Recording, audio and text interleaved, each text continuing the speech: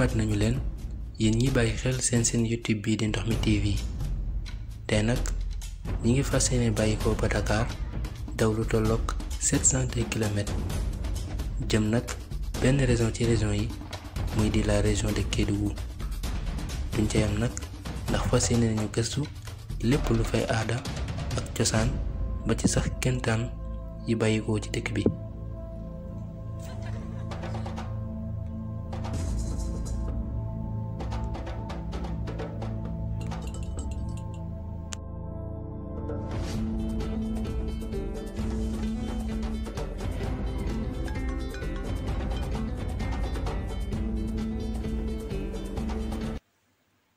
bi nu agsee nag bokk na ci li nu gën a nemmeeku moo di Kédougou région la boo xamante ni bari nay montagne loolu wante it naat loolu ci li jëm ci wàllum gàncax.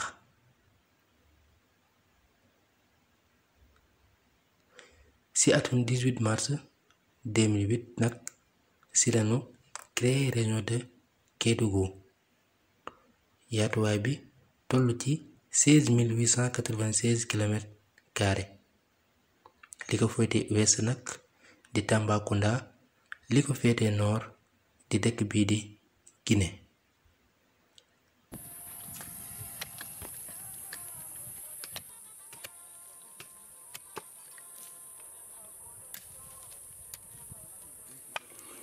gannaaw ba nu gën a yaatalee sunu gëstu nag gis nañu ni Kédougou dëkk la boo xamante ni bari na or loolu wante it bari fer loolu nag bu nu ko waxee xel yépp daal di dem ci ñaari dëkk yi may bëgg a lim muy Mako ak Sabadola.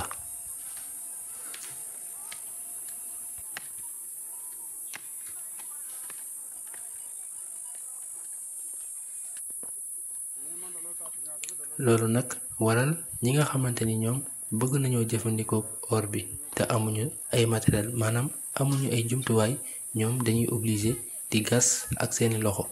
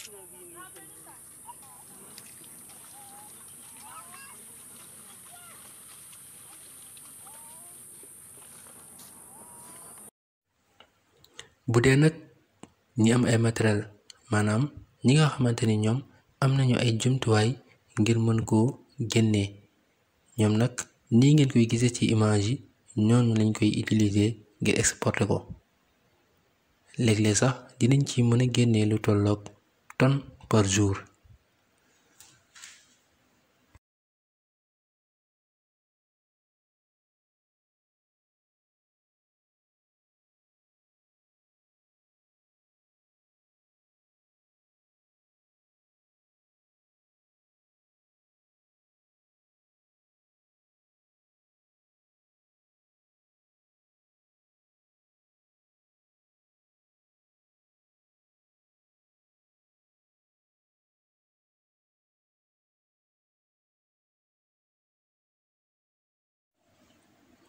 bu nu jógee foofu nag dañuy daal di dem ba dëkk bi ñuy wax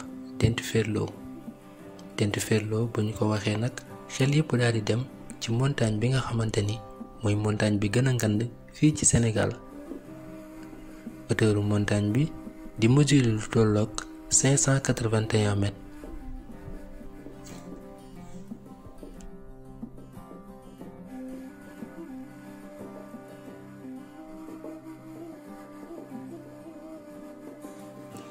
bërëb bi nag di bërëb boo xamante ni boo fi tegee sa tànk di nga yëg ni lii kéemtaanu borom bi la. ndox mi ngeen di gis moom mi ngi bàyyikoo ca kaw waaye nag di rogalaat jëm ci fii ci suuf. lu jëm ci wàllum pression bi it daanaka yokkul wàññiwul. lu jëm ci wàllum ndox mi it dinañ koy mën a jëfandikoo ci ñetti anam. dinañ ci sangu, dinañ ci raxas, wante it dinañ ci fóot. bërëb bi itam boo ci taxawee léeg-léeg booy wax day daal di aw.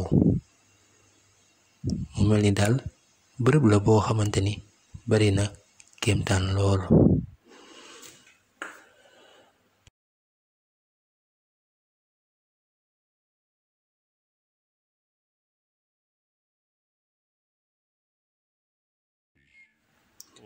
parc Niokolo-Kopa moom itamit nekk parc boo xamante ni mu ngi fii ci dëkk bi, bokk ci parc yi nga xamante ni ñoom ñoo gën a ngand fii ci Sénégal.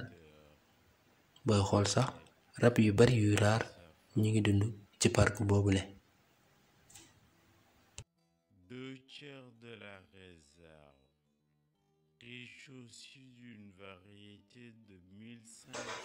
mu am dex boo xamante ni it romb na fii ci dëkk bi ñu koy wax la fleuve de Gambie. longueur bi nag toll ci 1150 kilomètres. li gën a yéeme ci dex gi nag mooy am na ay espèces animaux yi nga xamante ni ñoom bokk nañ ci ay animaux yi gën a rar actuellement ci àdduna bi, comme hippopotame. loolu nag booy xool dex gi moom bari na ko lool. kon nag mu mel ni Kédougou dëkk la it boo xamante ni riis na lool lu jëm ci wàllum animaux.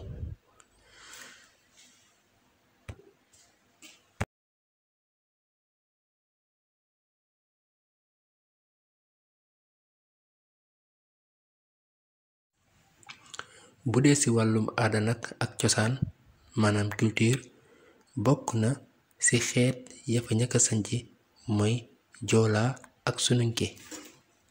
donte ni nag am na yeneeni xeet yoo xamante ni ñoo ngi ca dëkk ba.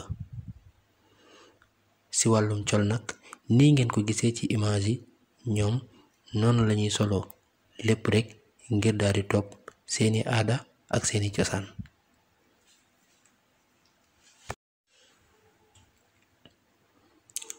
bu dee ci wàllum température nag mën nañu wax ni Kédougou bokk na ci région yi nga xamante ni ñoo gën a tàng fii ci Sénégal. superficie bi booy xool mi ngi toll ci 1,869,600 hectares jàpp 16,896 kilomètres carrés. dëkk yi mu frontière yoo nag booy xool bokk na ci Mali ak Guinée.